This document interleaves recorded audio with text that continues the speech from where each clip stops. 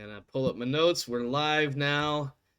So it is Sunday morning. And of course, all of our matches are held on, through the course of a Sunday afternoon or early evening. The way I've always pictured it too is that the matches take place on a Sunday.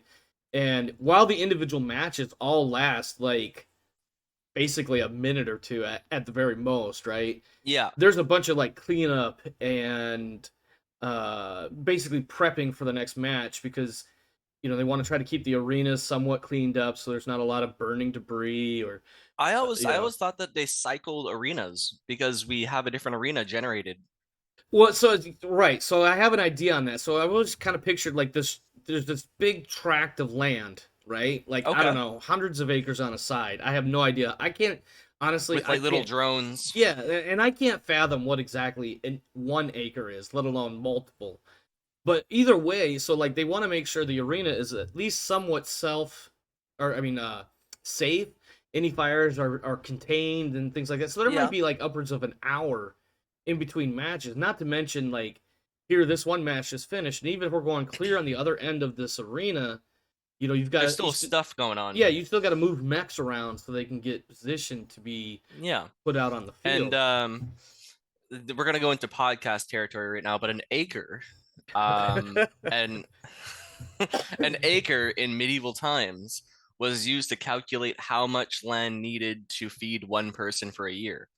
That makes a lot of sense because I could definitely see in a medieval era setting that sort of thing needing to be figured out so that how, like the flip side of that would be how much land is needed to support this person so we can tax them. Yeah. And we had non-taxable land acres and taxable acres Yeah, involved in, okay, well, we had like 2,000 people in this village. yeah, Well, we need 2,000 acres of farmland, so they can kind of plot it out. yep, yeah. No, that makes a lot of sense. Yeah, Because believe it or not, the medieval era people were a lot smarter than we may give them credit for. I Um, know. And they had better teeth than we give them credit for, too. yeah. So anyway, it is Sunday. In fact, it is actually the morning of. It's a Okay. little bit earlier than you would probably expect to be up and moving and getting active and getting after the things you have to get after immediately prior to a match. You've actually been called in by your PR staff um, for what I use the word emergency, but I might be a little over dramatic because I can't think of the right word. Like this is like one of those like, no, we need to see you first thing, like as soon as you get here, Okay. come see us. All right. And just to be clear, like we've never really talked about staff before either. And what I envision, of course, is obviously you have your 6 mechs or however many mechs and pilots and techs, but I Mm-hmm. also envision you having something like a general manager. Well, first off, you are the general manager or the owner or something like that.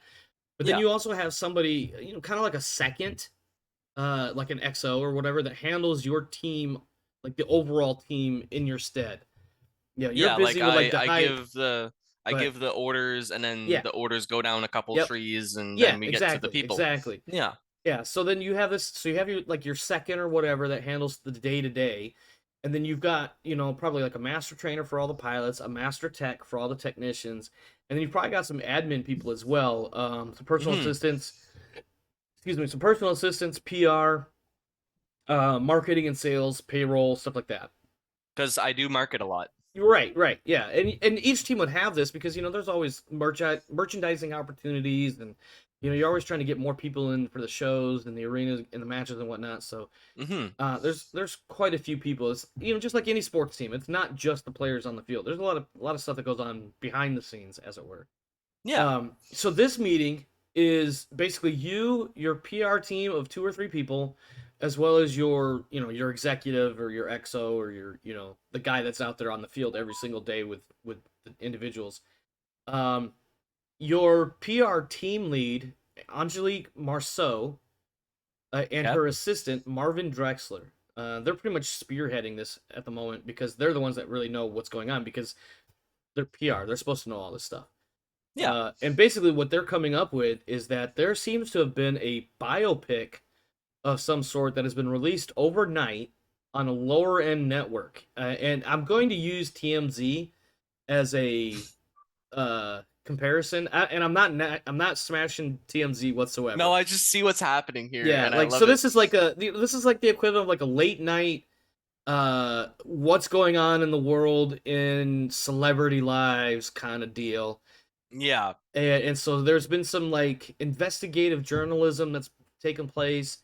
And here's this information about this person's life, things that we know, some questions that we still need answers for, and it's been released on what is otherwise considered to be not necessarily the most well-regarded news outlet or station. So like you have your ABC, NBC, CBS, and then you have yeah, like I don't know, LBT. I don't maybe I shouldn't use those letters, but like just some other, not so great outlet. And I don't want to say PBS because usually PBS actually has some decent stuff. It's just that they're low budget and public funded. yeah. Um, It's but podcast before podcast we're thing. yeah, exactly, exactly. Your criminal history has been brought to light, and while Oh no.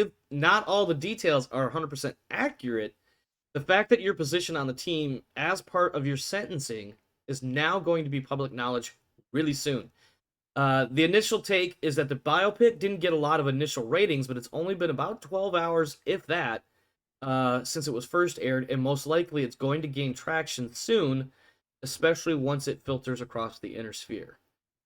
Um, Basically, Marceau and Drexler, and whoever your second manager. I didn't provide a name for your second. I figured I could let you come up with that because this guy would be kind of somewhere between personal assistant and your executive officer sort of Yeah, guy. yeah.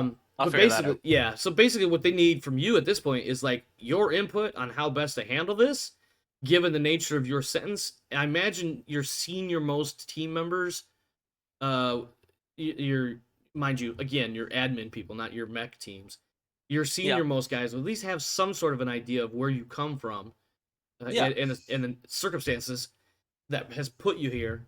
But basically, they need to know how you want to handle this, given the nature of your sentence, as well as the sensitivity of the topic. And lastly, uh, this is basically an uninvited look into your personal life. Well, Okay. and we can actually go quite a different ways on that one.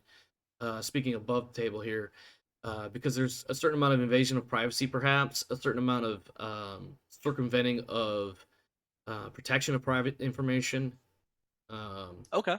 but there's also like just the fact that like, hey, these guys did this expose on you without your consent or even your participation. So there's All definitely right. some questions that need to be answered, and that's really what Marceau and Drexler are getting at. Is like, how do you want to handle this? What do you want us to do? All right. So I think it's important to go on record straight with my side of the things. So I've actually I've given this some thought in the last couple days. Um, And and for I'm the like, viewers okay, at home, before he goes too much further, he did not know I was going to hit him with this. no, He had no, we talked a little bit about his character's background, and I had a wild ass idea the other day, and I was like, you know what, this will be fun. Let's see what happens. So he doesn't yeah, even know you're what I was going to no, and now I gotta ad lib all of this bullshit. do. All right, Nothing like for putting the their viewers players at on the spot. home, yeah. So for the viewers at home, exactly. Putting me on the spot, this is all in character. This is all for fun. Yeah, yeah. Um, all right, so I'm gonna go to Monsieur Dufresne, which is my second hand man. Can you shoot me a DM with his name and spelling when you have a second, just so I can stay on Yep, the same track as you? Dufresne. There's an accent on the first E, but it doesn't really matter because I don't have the keyboard to actually do it. Is it an accent or is it circumflex? I feel No, like it was. I don't, it's an accent like like Spanish this. or like a Spanish accent. Not. Yeah, I Yeah, got you. I it's got you. yeah. All right. So okay, Mr. Dufresne, we need to curb this um before this becomes any more of a problem. So I'm willing to go on camera and present the side. All right.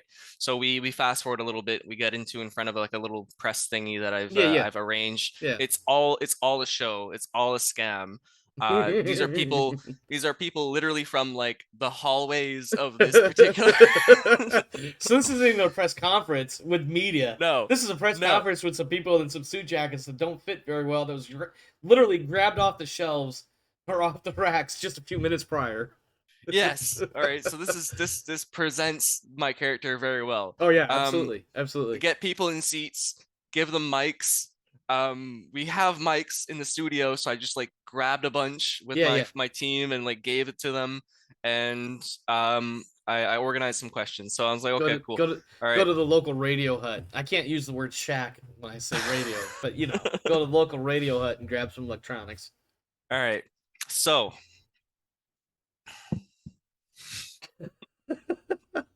I love it. story is ludicrous, by the way.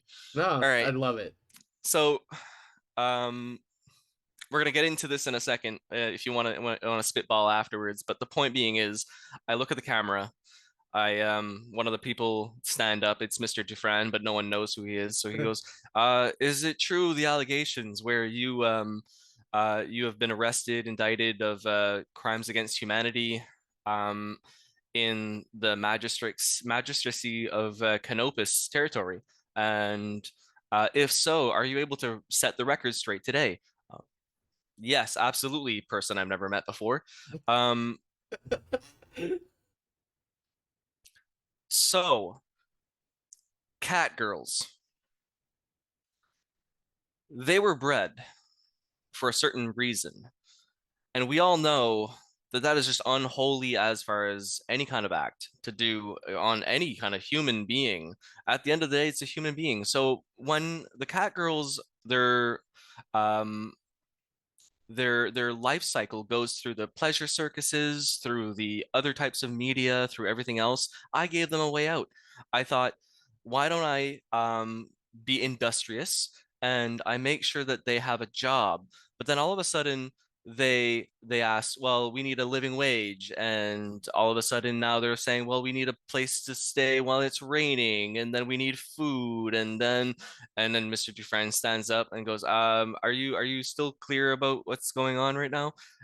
Yes, yes. And all of a sudden, a couple of them die, and then your place gets labeled as a sweatshop, and you have to pay reparations to family members, and and really, I just can't tolerate when people can't take care of themselves, when I've been so gracious to be able to give them a place where they can work and be themselves in such a liberal society. Can't they look past some people making bad choices with the money I pay them and set me free?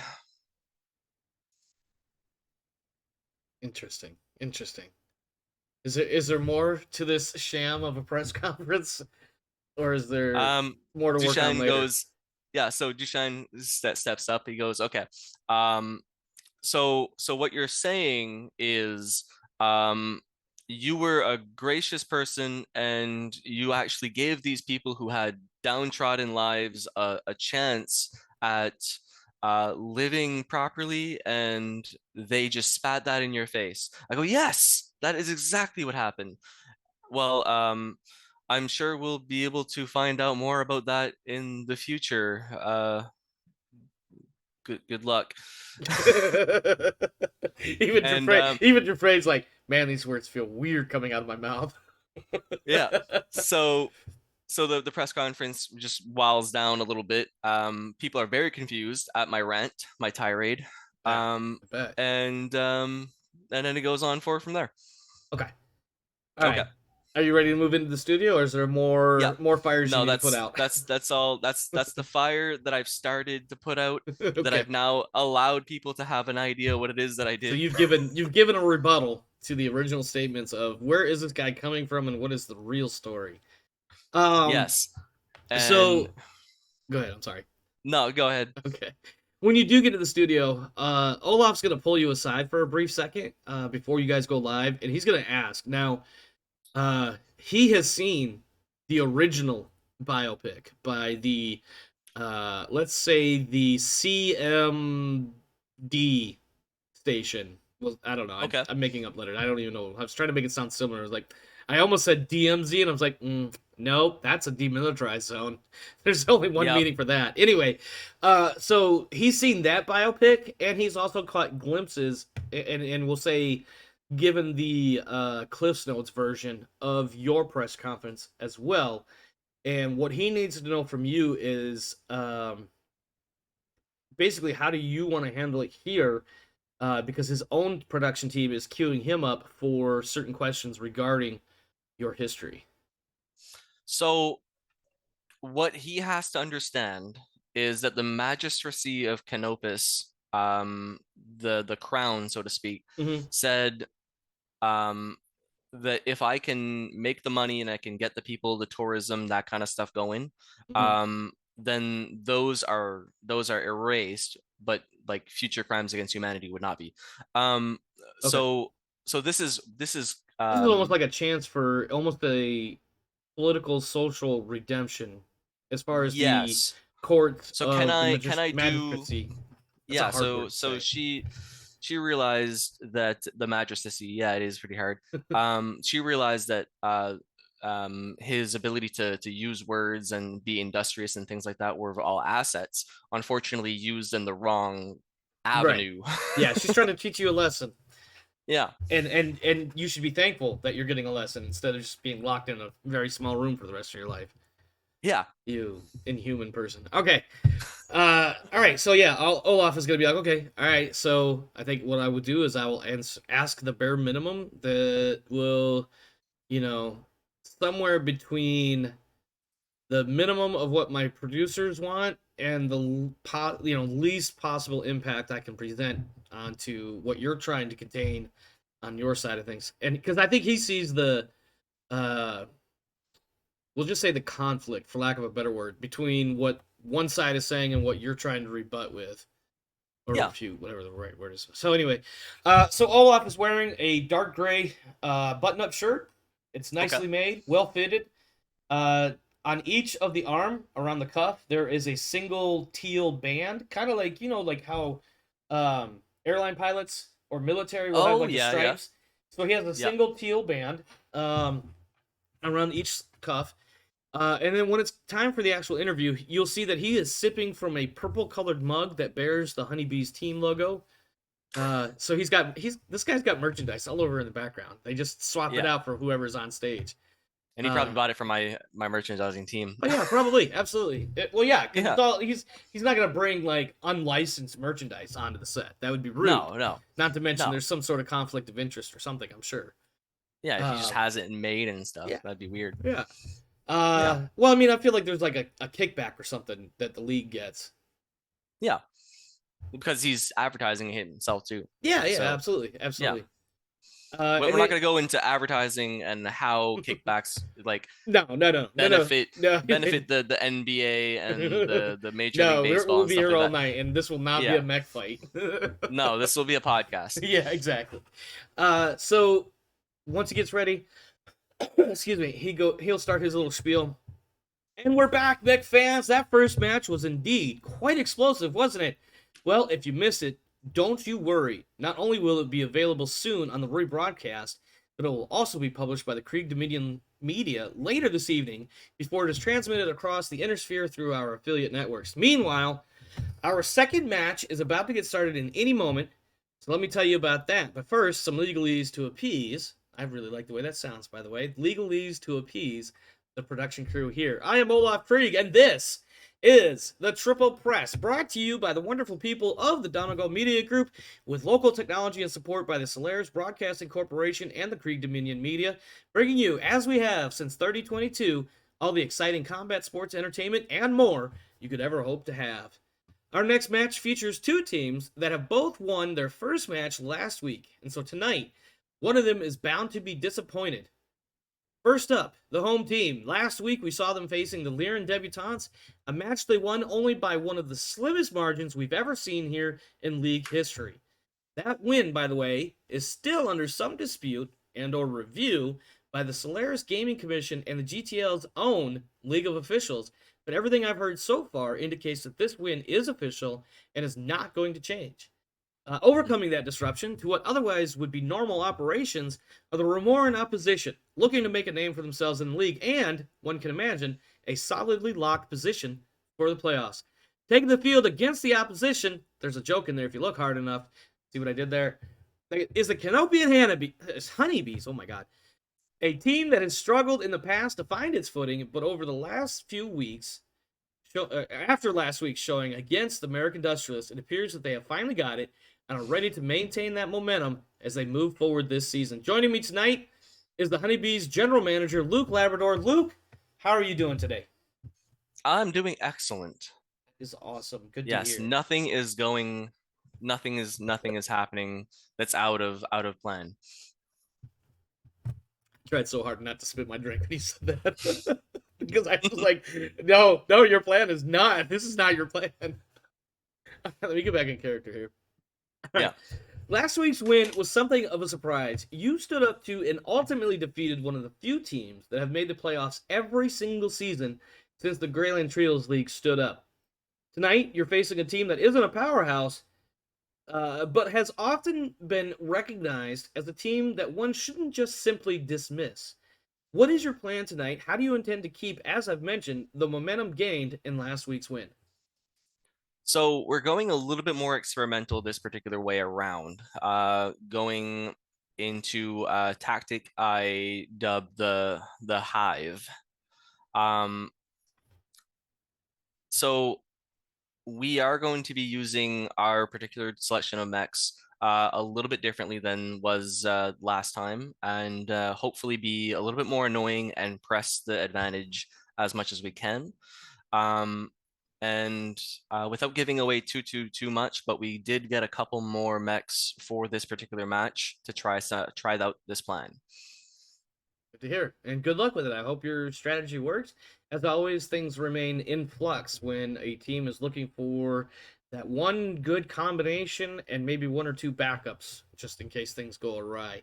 Now, week 3 is right around the corner, and we're being told that this will be a special round of matches. And as I understand it, the GTL has brought in a number of grasshoppers, and it seems that week 3 is already being called the bug round. Each team will have a grasshopper and an intern pilot with the goal of keeping your team's hopper alive while defeating your opponents. With this information, and realizing you don't want to give away too many trade secrets, I'm sure, what do you think you and your team will do to prepare for next week, especially when coupled with the fact that your next match will be against the Dover Crows, one of 2 new expansion teams?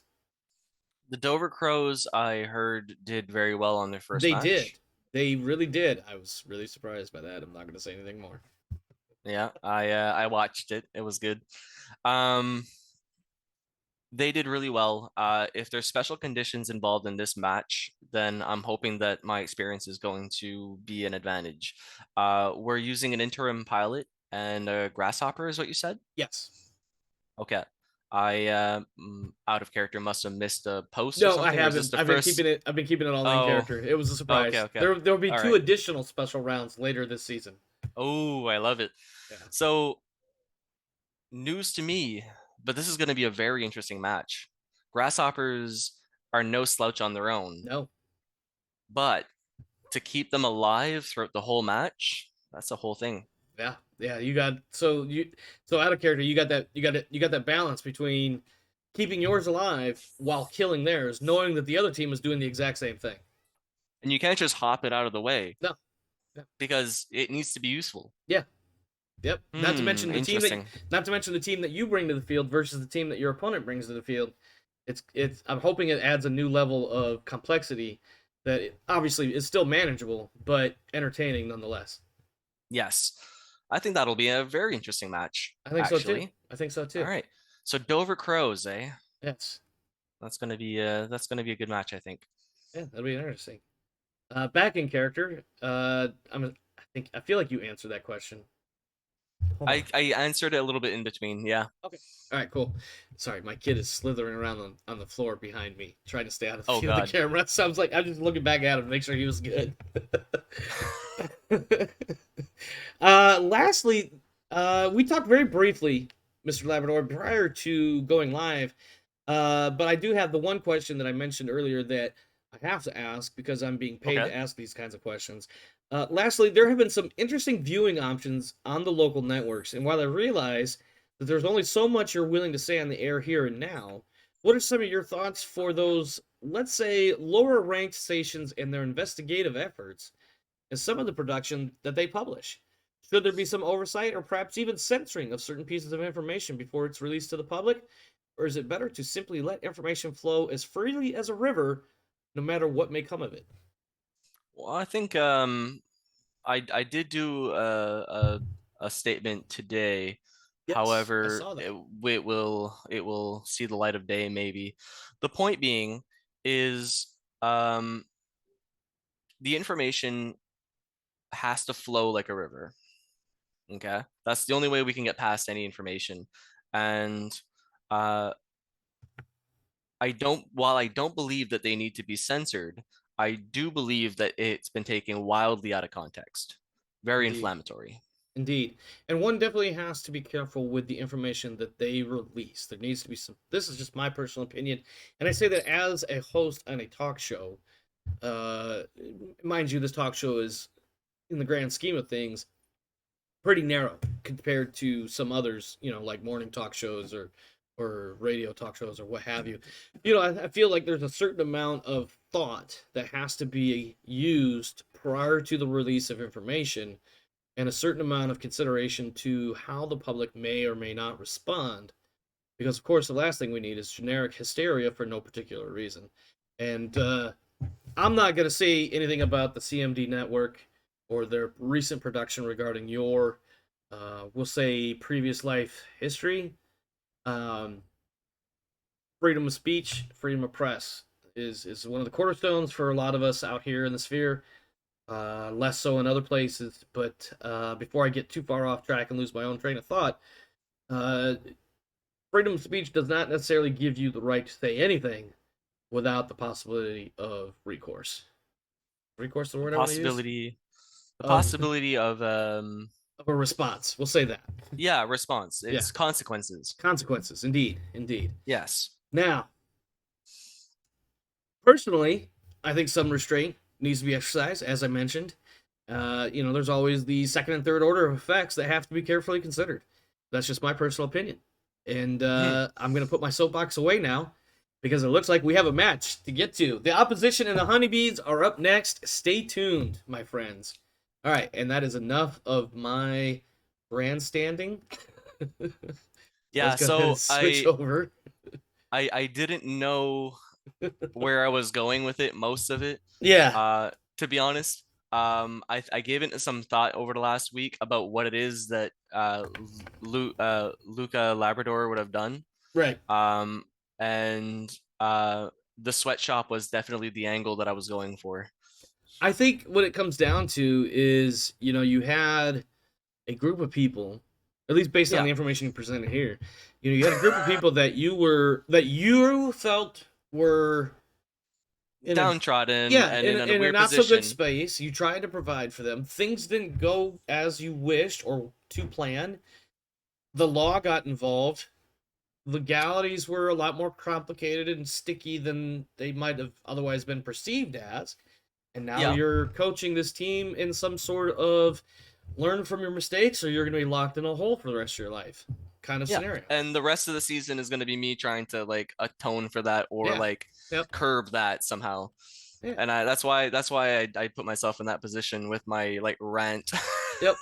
And I think Olaf was trying to get at is, freedom of speech and press is a wonderful thing, but there has to be a certain amount of accountability, personal accountability perhaps, and definitely a lot less censorship. I think that's where he Yeah. was going with that. And I am I think Luca's is also on that side too with the censorship is not necessarily a good thing either. So right. I think I Oops. just connected. You disconnected or connected? I just connected. Okay. Just connected. All right, good. The only thing you missed was me updating experience points for both teams. I'm just going back through and making sure everything looks right. Okay. I feel like I may have goofed something somewhere, and I'm not 100% sure. Hold on. All right, we're going to fix this really fast. Don't save. And then Don't save. And I'm going to open those rosters up and do it again. So give me just a quick second here. I think Okay. I felt like halfway through that I was like giving the same extra the free 1 point each week to the same team twice instead of two different teams. I don't know if You're I don't know if I distracted today, actually are you? was. I don't know if I actually was or not. But thankfully, I don't save them until near the end, just to make sure that if I goof something, I can always just restart it. All right, Yeah. pilots, starting here, and here, here. This is the opposition, so don't screw this up later. The Ramoran Opposition hosting, eh? Yeah, they are the home team tonight. Oh. So now minimize that. Bring these guys up. There we go. Now things look the way they should be looking.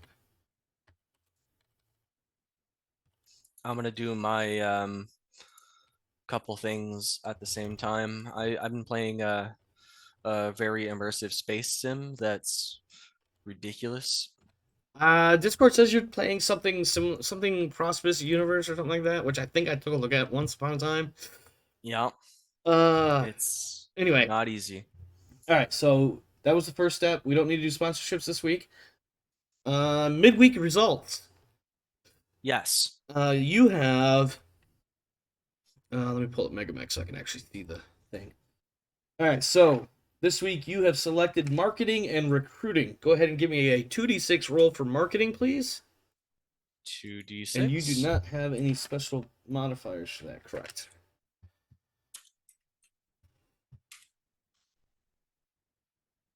That would help if I You got to put the also slash on the other end. yeah. Also, you can push up and it goes to the last roll that you did. Yes. Yeah. 7 All right, so 7. is no results. Give me 1 second. Okay. Yep. So my son just pointed out that the cat is currently above all the cupboards in like the highest point in the apartment that he can actually get to. And Okay. I don't know why he's up there. That's a little weird that he got up there all of a sudden. Anyways, no results for marketing. Your next one was I gotta look at my things here. Recruiting. So that'll be another 2d6. Also a 7. 7. Also no results. And then lastly, the opposition is doing training. Oh wow, 11. 11. That is actually +2 experience to each pilot in tech. So Ooh. that's really helpful for them. So I'm going to give them another 2 points. So that's 8, 9, 9. So yeah, marketing. They must have listened to my my rant on the sham of a, and they were like, no, you know what? I don't know about that. And then the recruiting, same idea, was like, no, you know what? I'm not getting involved with I don't know whatever. if So no, exactly. That's exactly what it's like. Things are getting a little warm over there. I think I'm better off staying right where I am. All yeah. right, next up is gather intelligence. Okay. See what your opponents are bringing. That'll be a 2d6, and you also don't have anything there. For a 8. result of 8. 8 will give you the pilots and skill levels. So your opposing team has 1 elite, 1 veteran, and 1 regular pilot. Based on Okay. that information, is there any changes you would like to make to your lineup? No. No, I think I'm as good as it's gonna get. Alrighty then. Now, that means we bring in the MUL, which takes me half a dozen folders or more to get through to find it. Yeah. Well, find is a weird word because I know where it is. I just got to get there. Yeah, it's the data tree. Yep. Yeah. Opposition and honeybees. And then assign you your mechs. And they are yours. We have a slim margin of just over 100-point difference in your favor Yeah. in battle value. Please go And ahead and take this 5 time. tons. Yeah. So go ahead and take this time, review your pilots, make sure their gunnery scores, edge, and tactics, if any, or initiative bonus is correct. Once it is correct, you will choose the north side because I'm going to start in the south. Okay. We will get after it.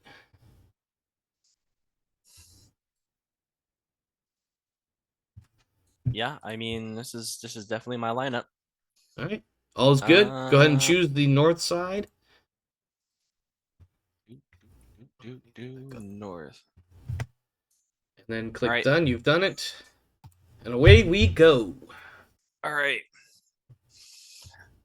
Oh, nice. Yeah, unfortunately, the opposition doesn't have much in the tactics side. One pilot has a +1.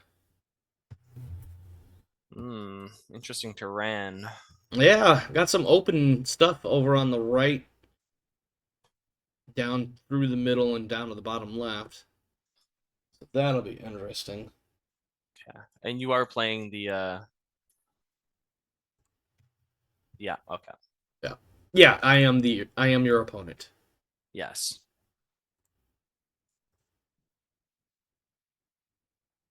Which I gotta say is a much better option than bot matches.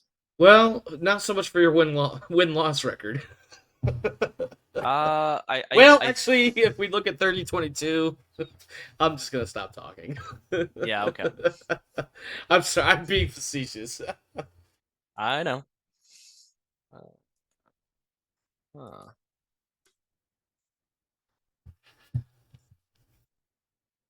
But no, I wanted to kind of get away from the bot a little bit just because I feel like the bot isn't that much of a challenge.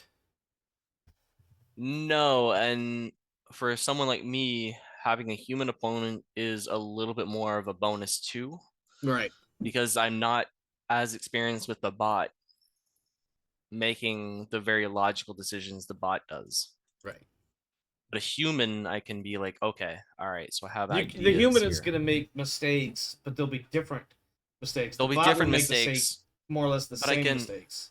yeah, and I can forgive myself for making a mistake against a human who made a mistake Right. or whatever have you for the information. But that's it's all just yeah. Did he just run into the box? What did he run Did into? he? I just A heard wall? something. Yeah. Yeah, my. With him getting off, he heard the Uh-huh. like, ooh, dust. Oh, okay. Yeah, so my son is attempting to play with a cat, and he was in the windowsill, and I guess when he hopped down, thumped on something along the way. So, cats being cats. Yeah. He's a definitely a little shithead. I can't believe I just said that out loud, but I said it. I guess I gotta own it now. Because not only did I say it out loud, but it's also on recording that I said it out loud. Yes. Wow, that little guy really scooted far up, didn't he?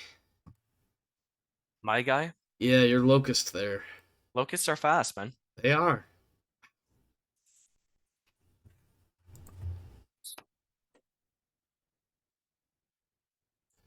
Let's see. Yep, no, we're gonna have to.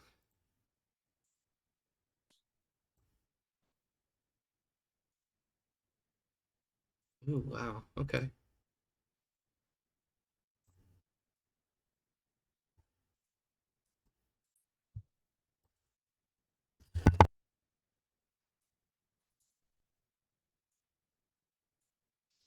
And cicadas are basically just heavy locusts. This is Basically, yeah, they're a medium technically, yeah.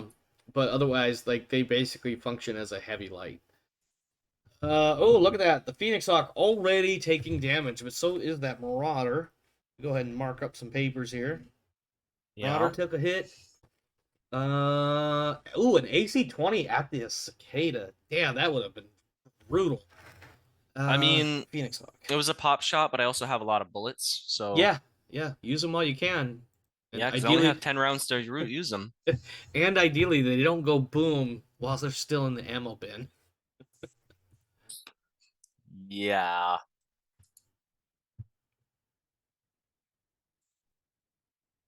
No heat to say. Marauder Marauder gets a got a little bit little of heat. warm. Marauder got a little Yeah, warm. that's okay. He'll cool down. You still have the initiative advantage here Yeah. with the Marauder going last. Marauder or Locust. They were going after all three of mine. Mm-hmm. So now I have to think a little bit more strategically.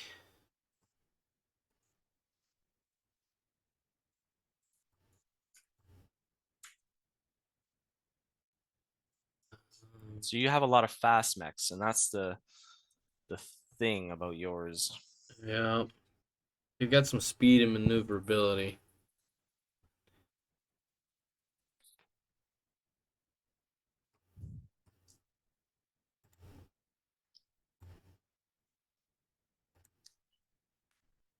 Oh. See that swamp right there. I Okay. saw something work. Yep. Yeah. Well, he rolled through a swamp hex, and I definitely had a little bit of a pucker factor because I suddenly, as soon as I saw that swamp hex, I was like, "Oh, this is the guy that did get his mech swallowed by quicksand. It'll be my luck that that's exactly what happens this time." All right. No, that's not what.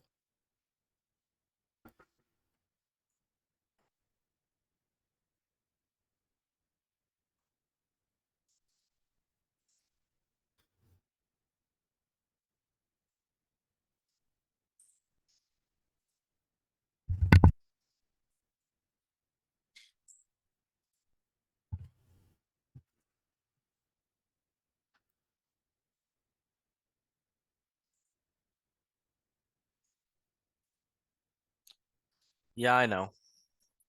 Ooh, I don't know if that's a good move to make. I mean, I guess we'll find No. out. I guess we'll find out in a minute. Yeah, for the shooting range. Yeah. Because that 3R's Oh got a shit. that 3R's got an AC5, right? Yeah. I mean, he's got a couple of smaller lasers, or no, he's got the PPCs. Yeah. I And mean, it two is. small lazies. Yeah, I mean, well, you know what? Either it'll work for you or it won't. Only one way to find out. Distance You 5. definitely got kick options though.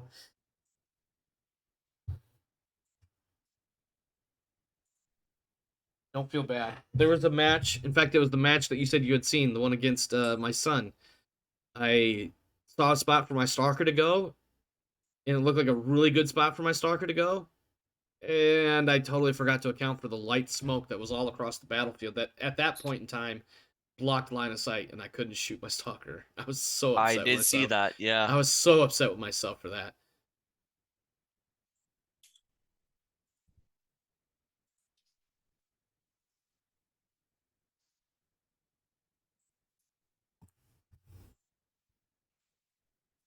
I was like, I knew better, but I got blinded by the opportunity, you know? Yeah. But then stalkers are very positional, and I think you were out of place for a long time with It that took, one with yeah, the smoke. because of that smoke and moving into that spot, I ended up being out of position for like 2 or 3 rounds. It was really, really annoying that that's what happened. Okay, so what do we get here? Your Marauder is going to take some hits, it looks like. The Phoenix Hawk hits the left leg. Uh, Everything else misses, which is very unfortunate because of the rear table. Marauder misses as well. Cicada hits the Marauder, and the Phoenix Hawk takes a couple more missiles from the Locust, which I just now realized that's the Locust with the LRM5s on it. Motherfucker. Yeah. Are you trying to account for something? uh, Oh, and I fall. yeah, I just didn't realize. I just assumed Locust, because usually it's like a medium laser and a machine gun or SRM2 or something like that. I didn't realize that was the one with the LRM5s. It apparently has 2 of them. So that'll Two be annoying. LRM5s and a medium laser. Yep, that'll be annoying. Mhm. 2 PPCs on the Thunderbolt. 1 hits, so the Thunderbolt is taking damage. Yeah. And your Marauder, as you mentioned, did fall over. Schwitt passed his seatbelt check, though. Yeah. Which means I now get free kicks on the Marauder. Nope, actually, I might not. Nope. No. Yeah, because I was not oriented in the correct direction for that. You get all of the initiative, though. That's, well, that's just not good for me, but whatever. I think...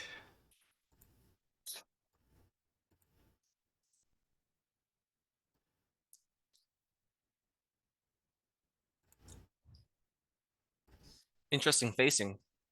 Which one? The Phoenix Hawk? Yeah. Trying to keep my back covered. Yeah. It is a really good chance that you're going to get up with that Marauder.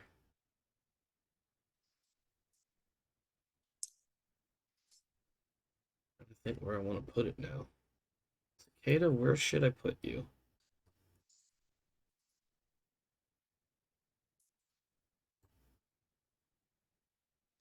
That's not good.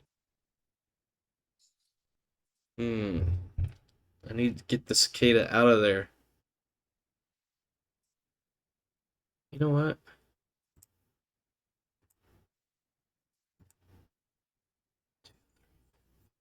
I can live with that.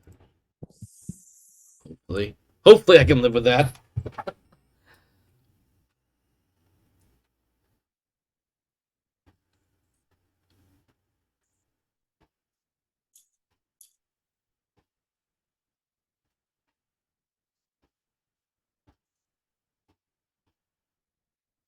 Oh shit. I don't even have logos open here. Okay. Let's fix that. This is the Honeybees is the away team. I don't even know why these logos are off. The home team is the opposition. There we go. That one needs to scooch over some.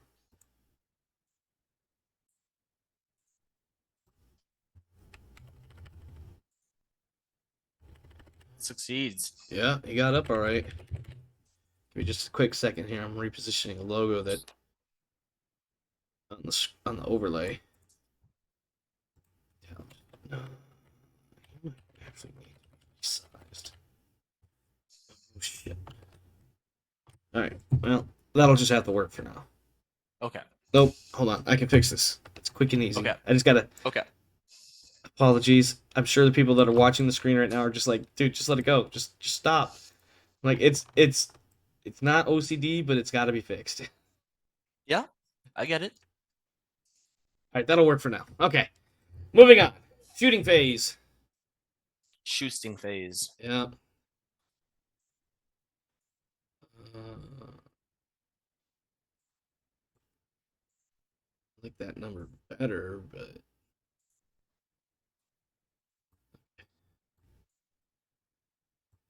oh, yeah. And brought the Thunderbolt over to play with the Warhammer, huh? Let the big boys get at it. That's the idea. Yeah.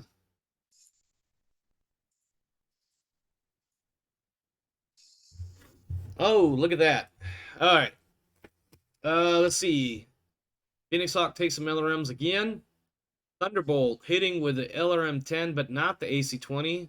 There is a love for Omar. I'm sorry, I had to say it. Thunderbolt. Nope.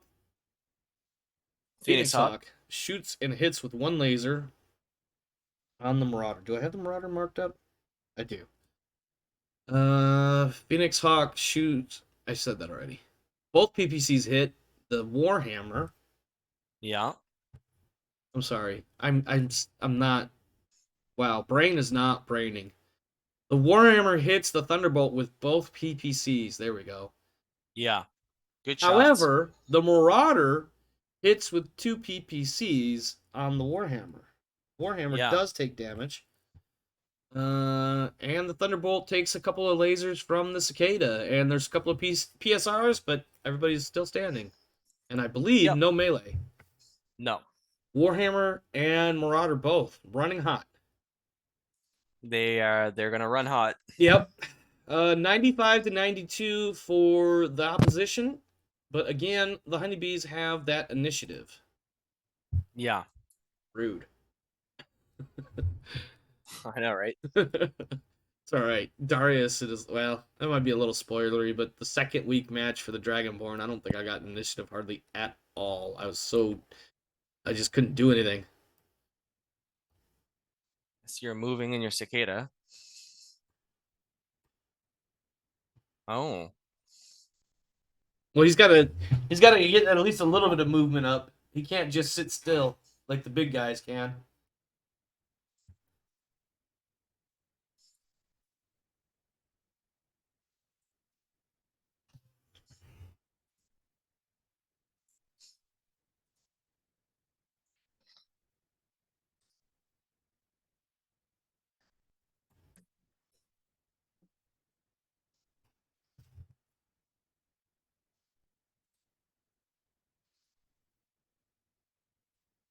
Oh, we're gonna get close and personal. We're gonna drop the big guns and pull out our knives. Yeah, well, Except your knife Um, is about the size of a shotgun. yeah.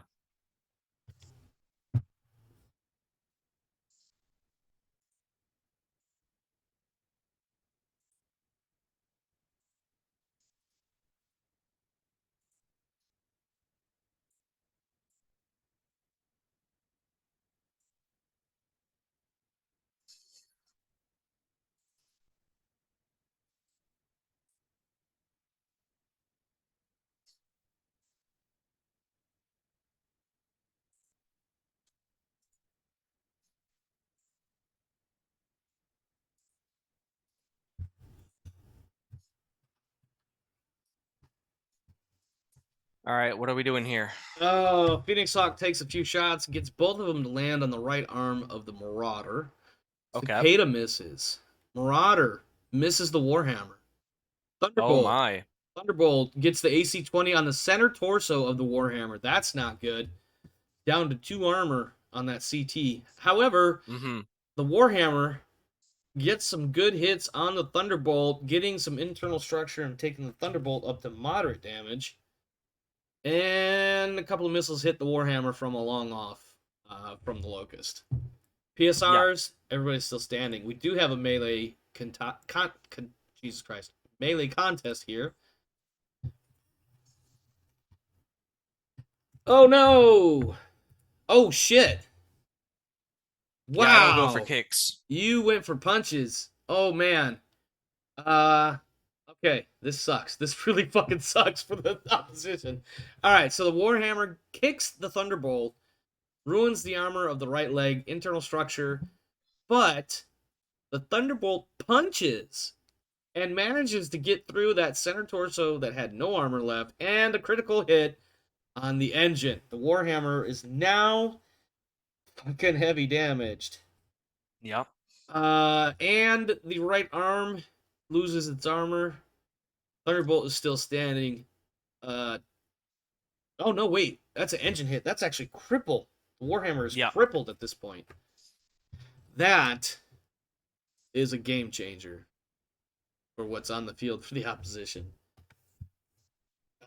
Man, Warhammer is at 8. Phoenix Hawk is at 8 heat. Ugh. And of course, Initiative is kicking my ass again.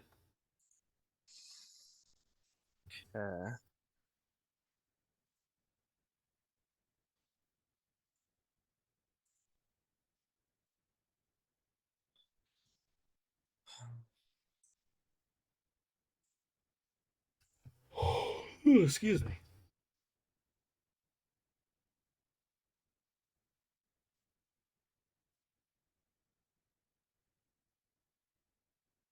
That was a rough round.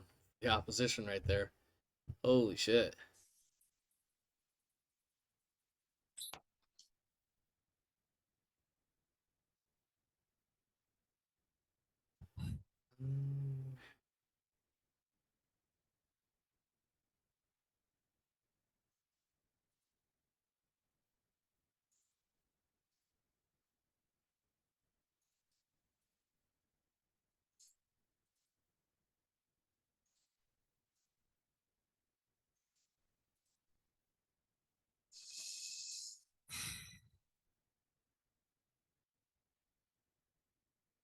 Yeah, I expected as much. Yeah, well, when I've been running that Phoenix Hawk as hot as I have to use every advantage I can get to get to utilize its full combat capability. Yeah. In this case, it means getting close and using small guns and then kicking or punching. In this case, I will go for kicks on the punch table. Thank you very much. And you would be a fool if you didn't. I would be too. Not you specifically. That was a you generic. Yeah. Interesting placement of that Locust. I'm pretty sure my Phoenix Hawk is now going to eat approximately. You know what? I won't put money on it, but I'm gonna say I'm gonna eat 6 out of 10 missiles from that 6 Locust. out of 10? Yeah, 6 out of 10. Yeah. Again, not putting money on it because I don't have any money to put on it. All right. Jesus Christ.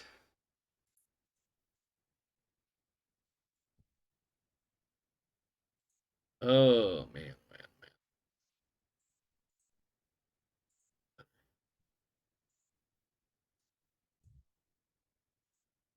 I got 100% rating on my AC-20, by the way. That is scary as fuck for me. Yeah. Well, It's hitting. That's it. yeah, no, there's no way around it, I guess. Whoever it's being aimed at is going to eat an AC-20 slug. Yep.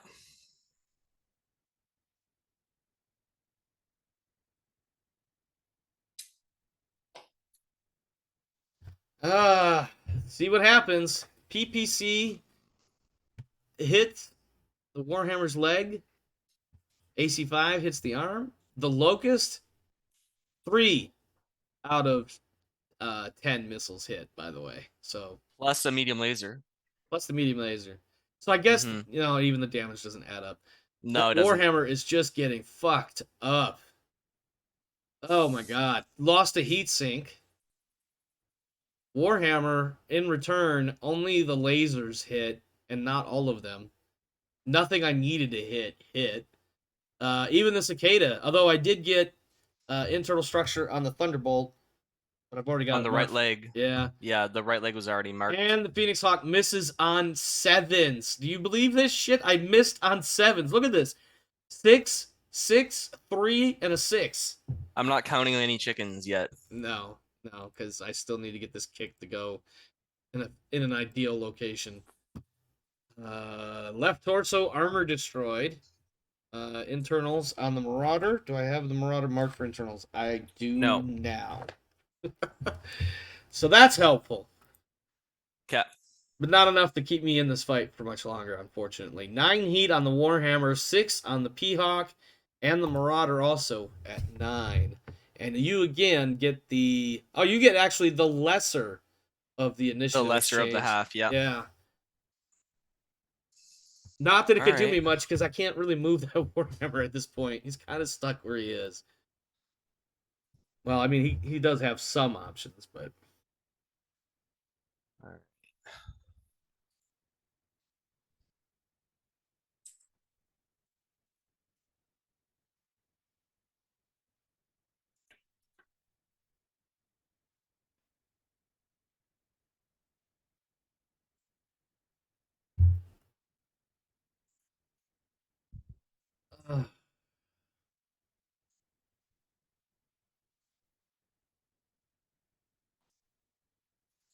Which way do you go with your Warhammer, I guess?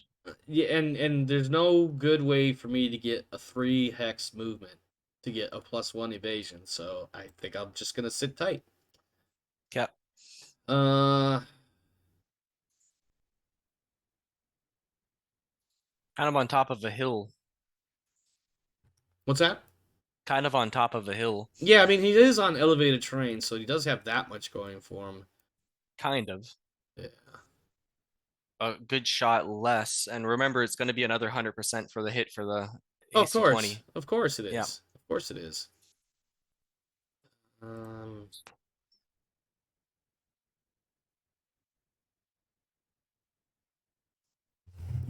Definitely thought about putting that Cicada behind the Thunderbolt, but there's less armor on the front for him for the amount of damage he can do.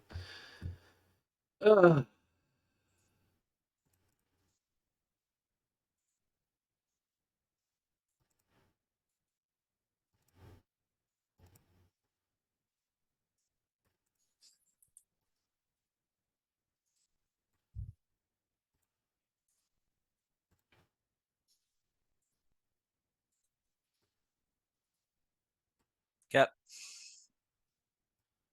Hoping for the best. Yeah. So am I. So am I.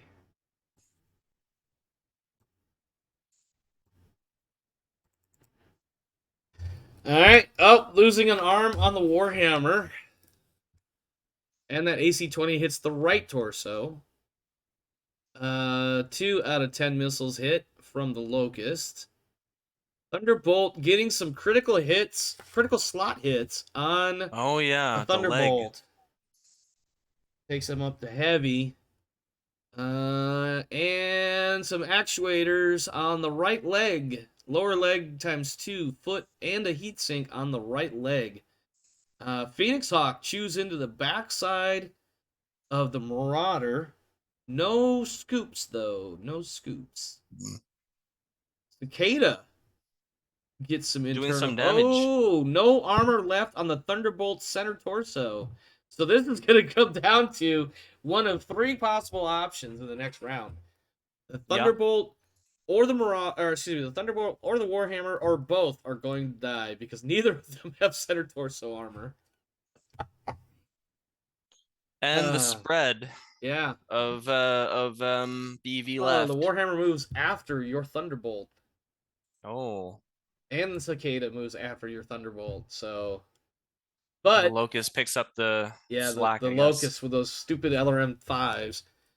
You do have a slight advantage of about 2.5% or so in battle value remaining. Yep. Oh, and both of our heavies are down. How did I miss that part?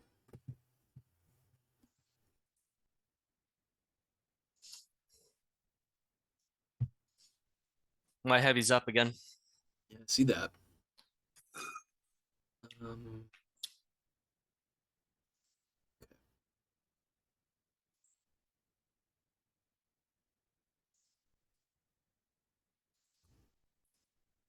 How did we miss that? I can't stand either. That, oh dear. Oh dear. Round report. What happened? I think we just glossed over the PSRs that failed. Oh, the shit. Warhammer, yeah. So, okay. Warhammer fell over, lost the right torso, and the SRM-6. How did I must not have scrolled all the way through. Neil did not take any damage. Your pilot had to make 4 fucking PSRs, made all of the first 3, and then failed that last one and fell over, lost the arm. Yeah. Also, Sasanti did not hurt themselves. Which is, let's see here. Which arm was it? The left arm. Oh, good. The Warhammer is going to eject. Well, surrender. I'm going to eject to signify that and give Sasanti the kill for that mech. Okay. That Warhammer is, even if he gets up, it's going to be next to useless. Yeah. So that is a defeat for that, and then Susanti gets 1 more point for the Warhammer. That leaves me with the Cicada, and let's see. Yeah, no, I think the Cicada is just gonna, no puns intended here, but roll the dice and stay right where he is.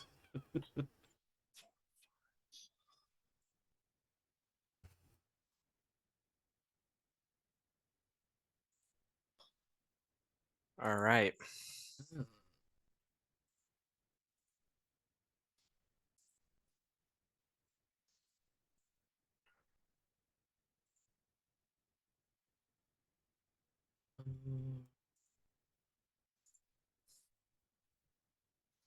Oh, I haven't been counting the hexes properly for the distance, but I mean, that's still 72%, so I'm happy with that. All right, let's see what happens here. Thunderbolt misses. Nope, I take that back. Ooh, the AC-20 hits the Cicada center torso. Yeah. Holy shit, that's gotta be a I had another 100% on the roll. Well, yeah, because he hadn't moved.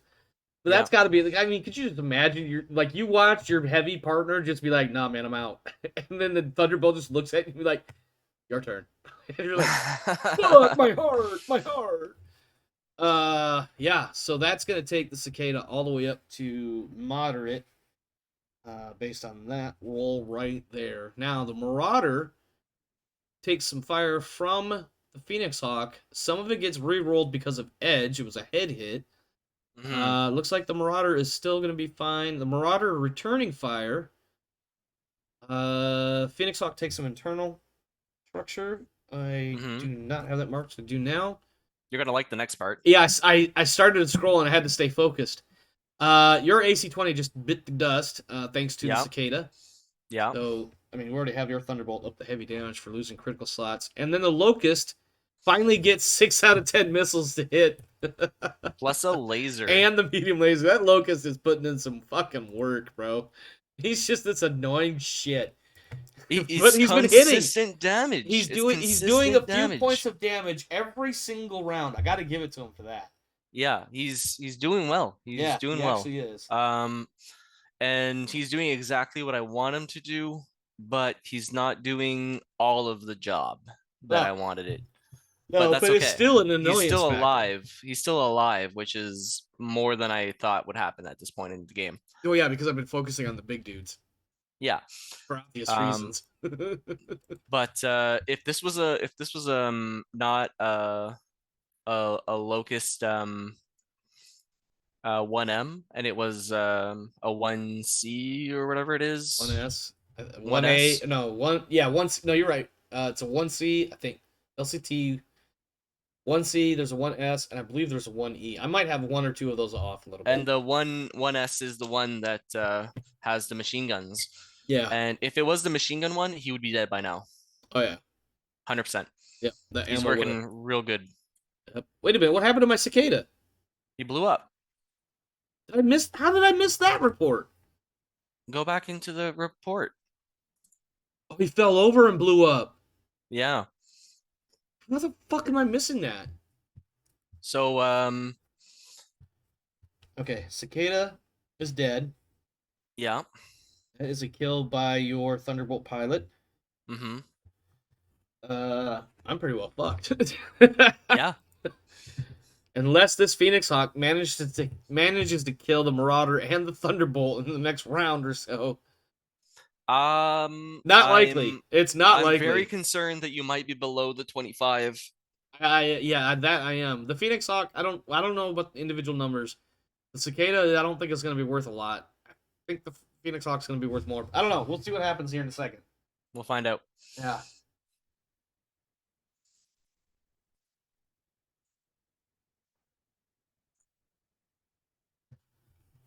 Oh, well, that does it for the Phoenix Hawk. Upper leg and lower leg actuators taken out. Phoenix Hawk is now up to heavy damage if it wasn't already. There he goes. Yeah, that's there you go. That is a clean win. No dispute on that. No. Opposition takes a big L.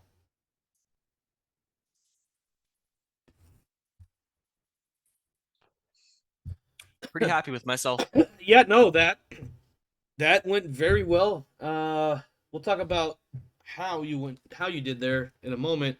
Let's get into the post-match stuff. Yeah, you did just below the 25 mark. Yeah, 24.12. All right. First things first, determining the winner and the victory points. Well, that's easy. You won, so you get 3 victory points right off the bat for that. You have 2 heavy mech kills. I'm sorry, that's not right. A heavy and a medium kill. Yeah. None of them are utterly destroyed, so you'll get the straight kills, and that will be 3 and 2 for a total of 5. Earning 8 victory points there to my 1 for the opposition. So the score is going to be 8-1.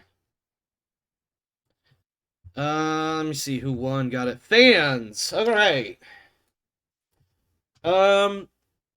You punched a mech or something and killed it, didn't you? No. Cicada. Or was he? No, he fell over. He's just destroyed by a pilot error. Yeah. Blew up. Yep. Like an idiot. Yeah, you're right. Let me get to the right page here on the notes. 12. None of my pilots took a hit. That's nice. That's really good. Actually, none of the pilots took hits. No, Sevic did. Did he? Yeah. Where is... All the way at the bottom. Oh, nope, he does have 1 hit. Oh, probably when he fell over, he must have taken a hit. And again, I missed that. I guess I need to pay more attention to... Just having an off day. It's okay. Yeah. Okay, so... next up, we have our fan rolls. So you get a +1 for winning. Another +1 because you are now on a 2-win streak. Yeah. You get a +1. No, we didn't have a physical kill. We just talked about that. So that's all. I think that's all you get is +2. Yeah. Sure, So what's the D's? What's the D's? Plus 2D. Excuse me, 2D6, and then I'll add to it. Jesus Christ, I'll add 2. So 8. total of 10. Yeah. That will give you 2 additional fans. That did not translate well in my handwriting. Okay. The opposition will have a -1 modifier total for losing, because they don't have a streak or anything on with that going right now. 6 for a total of 5, which is no change, which is good because they don't have a lot of fans as is. Next up, we have wealth. So 8 plus 1 is 9. Opposition will earn 9 wealth. You will earn 19 wealth. Okay. For the match earnings. Yeah, let's go ahead and update that real fast, and then we'll do the draft. Because the next one after that is some of the other financial shits. Well, before I forget, let's go ahead and fix this. So 2, you earned 8 victory points, so that's going to take you up to 13. You gained 2 fans, and that's actually a 2. All right, excuse me. Finances. Match earnings, 19.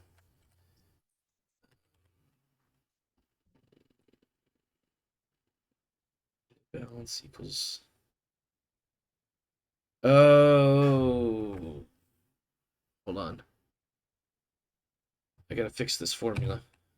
Equals this plus this. There we go.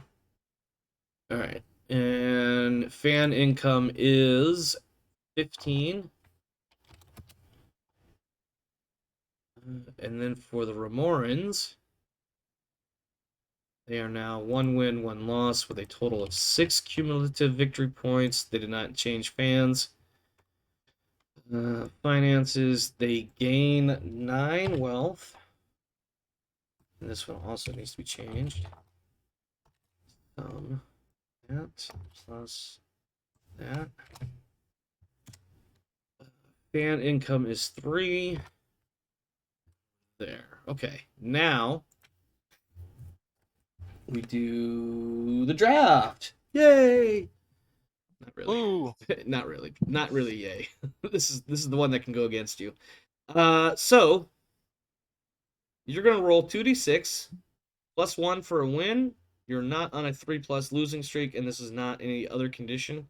So just 2d6 plus 1 for a total of 4. Or excuse me, roll a 4 plus 1 is 5. No changes for you. Oh, good. So you don't lose anybody to the draft. 2d6. This will be a -1. 11. Son of a bitch. 2 pilots and a tech. All right. Let me get my roll 1d6 copied and pasted real quick. All right. I need to give up 2 pilots, and we got to start with the Ramorans pilots. They don't have any tier 3s. Tier 2 is going to be a 2+. So I've got 3 rolls to make there. Or not a 2+, 2- is what I meant to say. First one's good. Uh-oh, second one. Sung! Gone!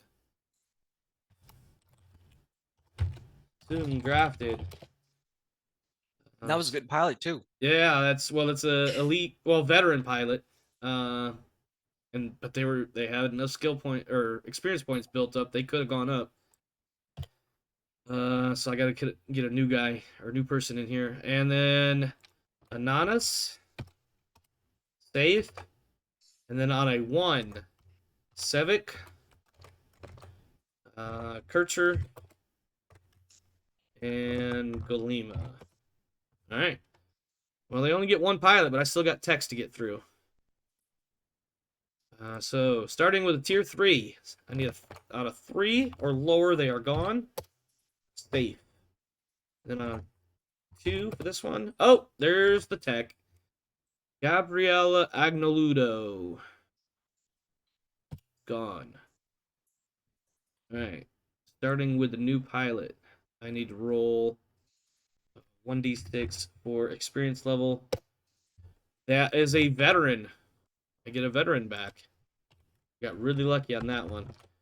And then another 1d6 for experience points. They start with 3 points. And 2 edge. And then I just need a name. And I will look that up after the match. For the tech, experience level is regular. 1, 2, 3. Yep, regular. Experience points is 3 also. Regular is actually going to go up here. 2 edge, regular, and we need a name. Okay, wow. Ramoran's, what's the name of that tech? It said Agnoludo or something like that. I have to update one of my slides for the weekly review. That was a little bit rough for the Ramorans. Not only did they lose a match, but they somehow convinced a pilot and a technician to fuck off somewhere else, I guess. Which I think still makes sense because fired or drafted would still be a thing. Oh yeah. Fired, drafted, quit, pursuing other career opportunities. Any one of them, I mean, legitimately, any one of them could do it. Yeah, you could fluff any direction. Yep, exactly. The end state, of course, is that they're no longer part of that particular team. So, Mm-hmm. All right, let's talk maintenance. That's our next step. Okay. Well, that's going to be a big hit for the For both Ramorans of us, also. I think for both. Yeah. For both teams. No, only one that took a lot of damage was my AC-20 and my Thunderbolt. Yeah. All right. So starting with your Thunderbolt ended up heavy damage. So that's a heavy with heavy. That is 6 right there. Your Locust was untouched. Your Marauder, well, actually no, you might not be in a bad place because I have your Marauder at moderate, which is 4. So your repair costs are actually going to be -10 for repairs. And I'll update the sheet in just a moment. For the Ramoran Warhammer, crippled heavy is going to cost them 8. That's a lot right there by itself. Phoenix Hawk heavy, medium, heavy is 4. And then the Cicada, it died. So it had to have gotten at least heavy. And I didn't have it marked. Let me look at round 7 right quick. Where is... That's a round 7 victory. Yeah. Center torso destroyed. Because it fell over. It needed to, it only needed to make that roll because it took 20 plus damage. Cicada.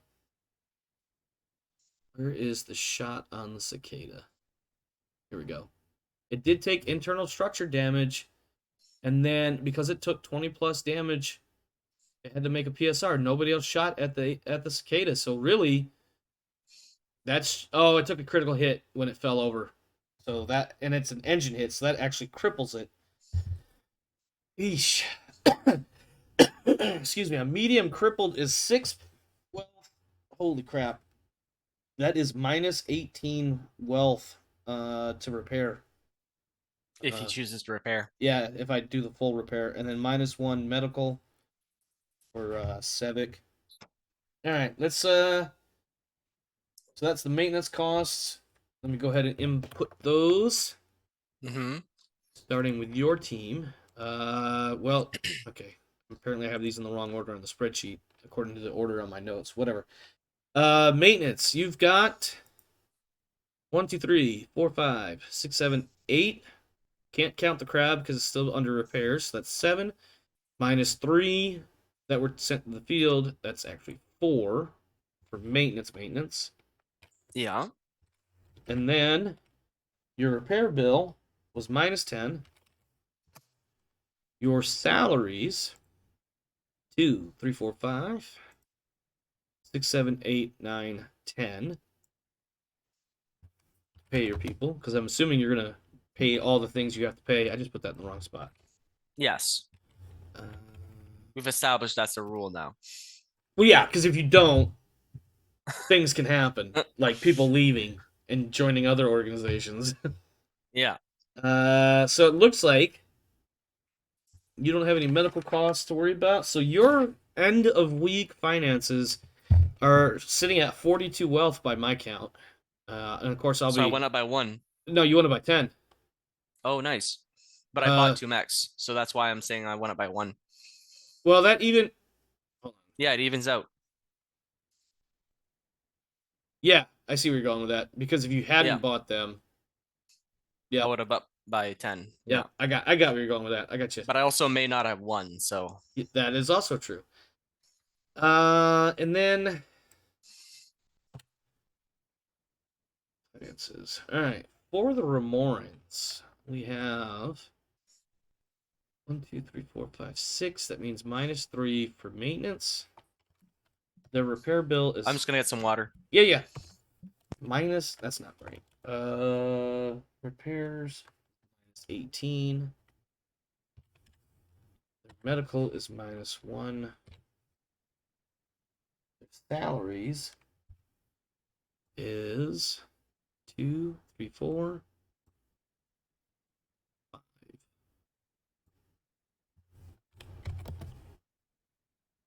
They did not win. Oh, speaking of winning, your numbers actually change, and you're not here to listen. +5 wealth.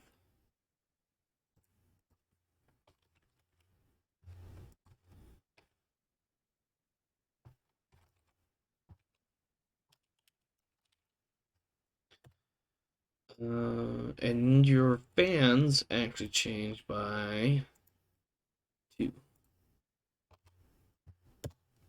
That's going to change your fan income 16. Back. Oops.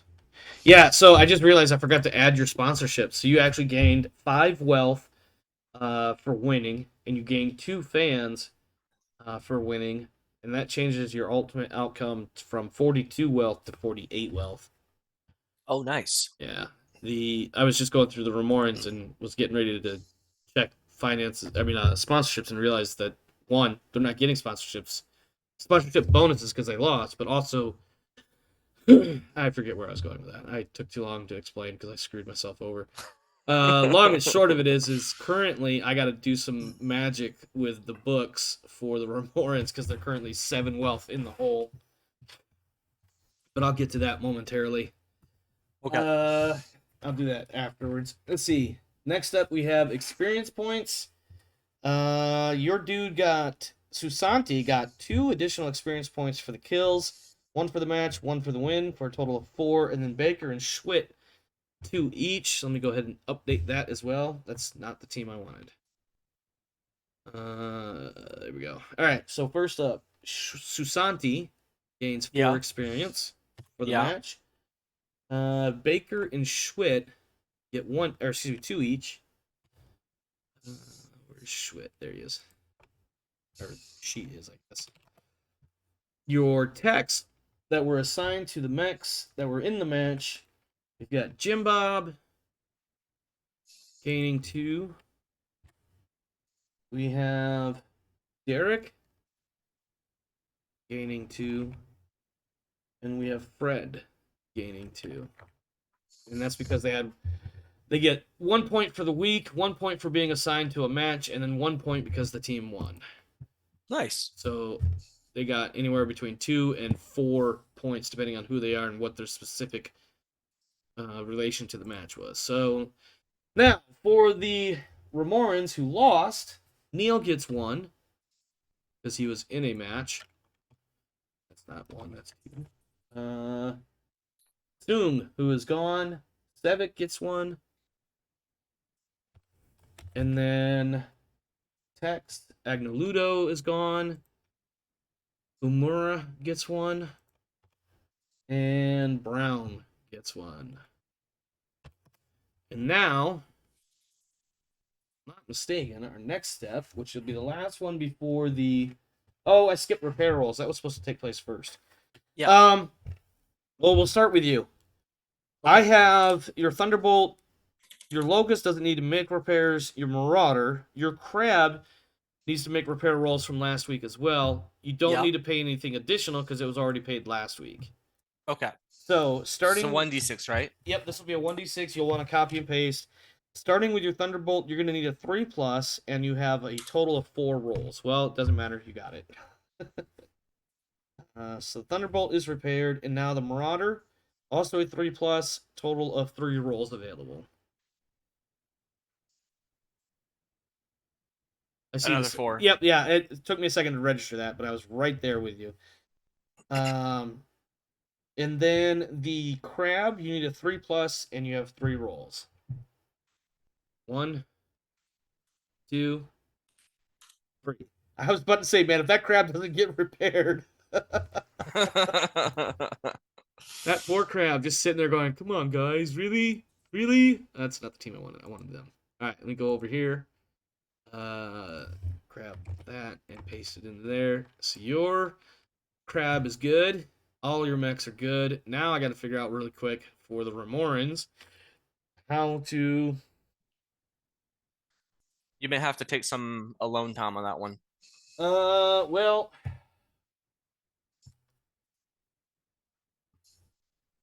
want to keep that or that Warhammer. It is expensive. You know what? Fuck that cicada. It That, did get that cicada. wrecked. That cicada is worth 6 wealth just to repair it. I'm pretty sure that's not a good investment. So we're gonna go ahead and Scrap that. well, we'll just leave it crippled for now, and I'll figure out what to do with it later. I might just sell it. I'll figure that part out later. So we're not gonna pay for that. That'll take us from -18 to -12. That's the wrong week. All right, I'm only 1 under now. Can I afford not repairing the Phoenix Hawk with my lineup? Actually, if you know what, we'll repair the Phoenix Hawk now. Hold on, I'm gonna have to figure something out. Damn that medical! I didn't have to pay that. You know what, Sevic? Fuck you, Sevic. No, I can't do that. That doesn't seem right. That doesn't seem constitutional, you know? No, it does seem like it's part of the actual rules. Actually, I'm not sure if did I make mention of paying medical bills being optional? No, you never made it an optional thing, but also it seems like if the NBA was like, Michael Jordan, yeah, you sprained your ankle, but fuck you.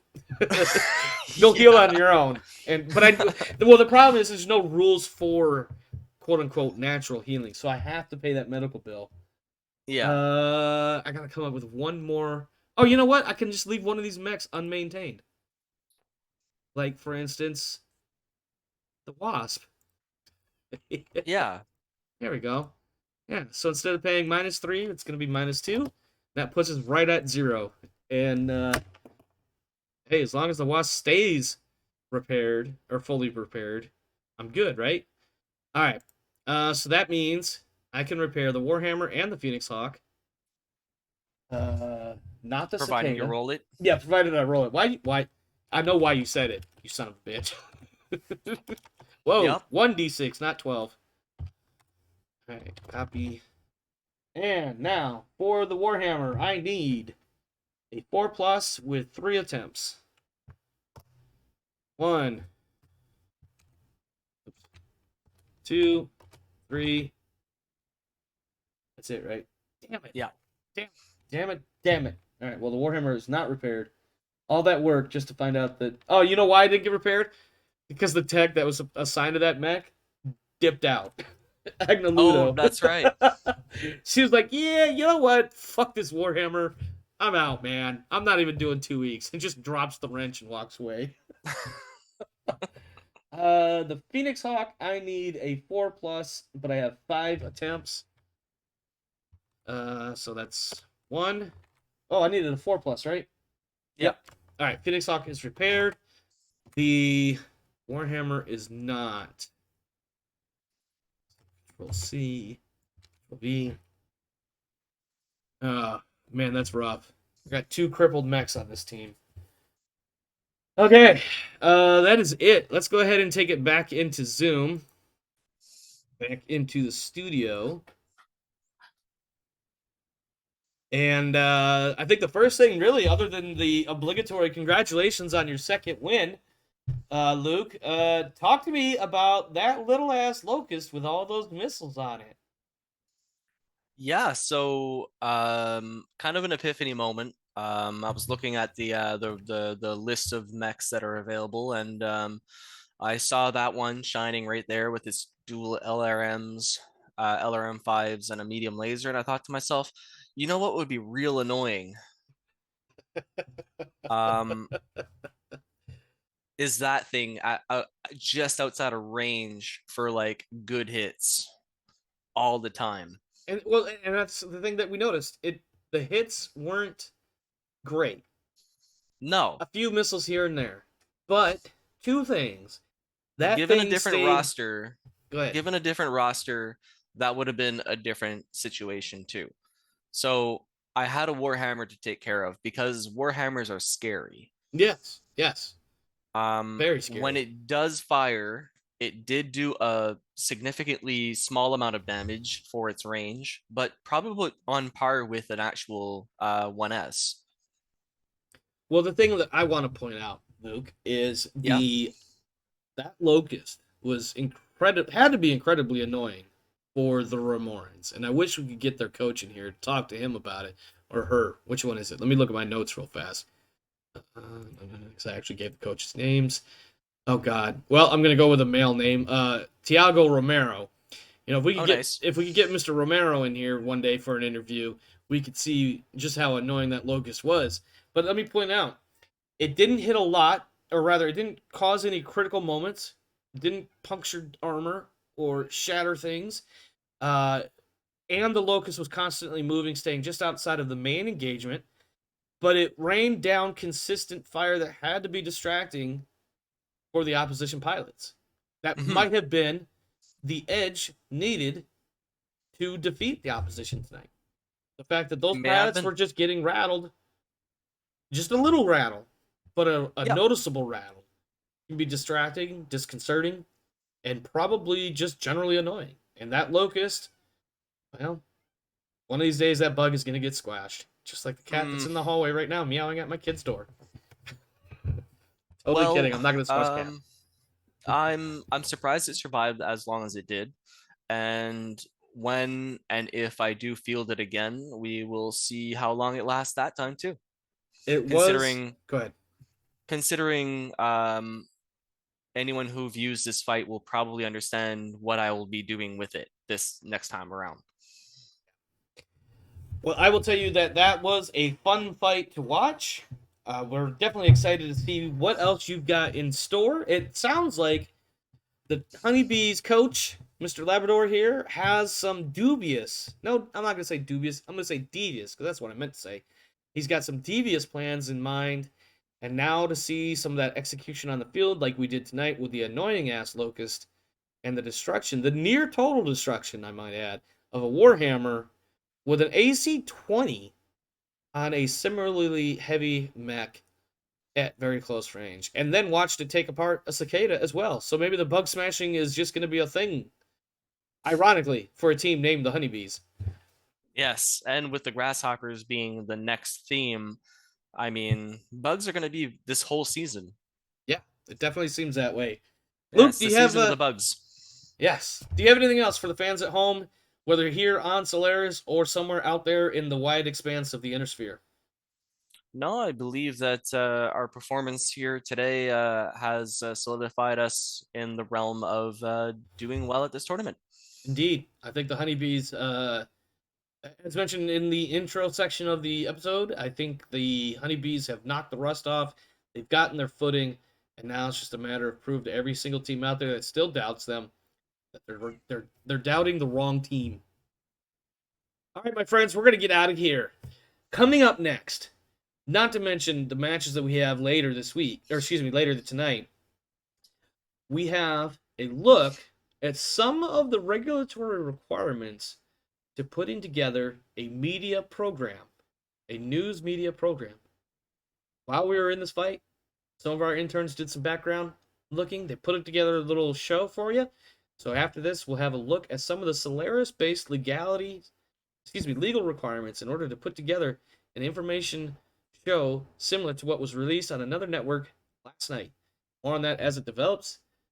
And lights go dim or lights go on, whatever it is. I can't remember because I never worked in a studio. So yeah, It's just become blindingly bright. yeah. That's how the cameras just wash out. yeah, exactly. The cameras just wash right out, and we all just lose our retinas. I think if anything, I'm a little bit addled by the fact that I took such a hard L there. The Warhammer just dying, and then almost missing the actual destruction, and then the cicada destroying. All in all, that was a good match, and I will point out again that Locust. I mean, there was a reason why I was ignoring him. It's a fucking Locust, and I've got a Warhammer and a Marauder to deal with. It was simply, if it could have attracted any fire, it would have been the perfect plan. Yeah. Because one round of fire towards the Locust is a wasted opportunity. And that was my idea with putting the cicada up there behind the Marauder in the very beginning of the match, like round 2, I think it was. And when you turned to face him, I was really surprised that you did that because I wasn't doing it to like troll or anything. I was definitely doing it to be like, well, either I'm going to get some back shots or I'm going to distract the Marauder for a minute and maybe my Phoenix Hawk will get a back shot. And you did, yes. Yeah, and I did. And it didn't really pay out to anything big, but that was just how it went out. And I just, that Locust, man. I really wanted to squash that Locust, but I was like, you know what? Fuck the Locust. It's low priority. It's doing low damage. You'll get it later. Yeah, you'll get it later. Exactly. And I almost had that Thunderbolt. I think the round before the Warhammer died, I like 2 or 3 rounds in a row, that Warhammer shot everything but the PPCs and got next to shit back for it as far as like damage output goes. And that was actually a bit annoying. But there's nothing I could do about the number rolls or the dice rolls. No. And I guess luck was just on my side for this one here. It was in that regard. I shouldn't say this was a match won by luck, but no, it in that regard, because that Thunderbolt could have died just as easily as the Warhammer. Or both. It could have, and I wasn't counting on it surviving much longer either. And as soon as I saw those 100% hit ratings for the AC-20 for 2 rounds in a row, that was it. Yeah, I was dedicated. And had I moved, those numbers would have changed. But I also, like, my Warhammer was getting super hot. The cicada was in a good spot. I didn't really want to move him. And you had to back down from a hill. You could have failed that PSR roll and just rolled down the hill. Yeah, there's more than one way to get down that hill. Yeah. My first match on Mega Mech was actually against Valerian.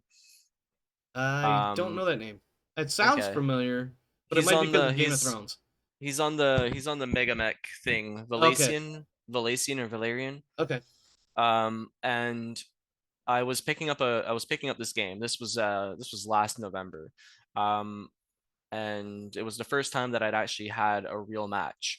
And I didn't even know what a death from above was during the match.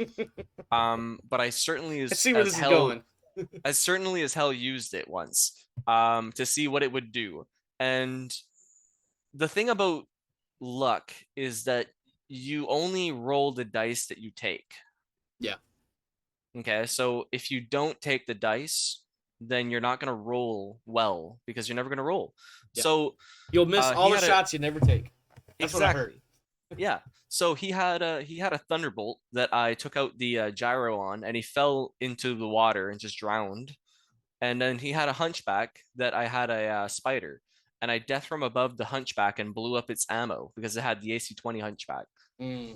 And all he had left was long range support mechs, and I had like close range, and I was closing in, and he ended up giving up on the fight. And for 20 minutes I listened to him bitch about how he lost and how it was all luck based and stuff, and that's when I realized that I wasn't bad at this, like I know what I'm doing.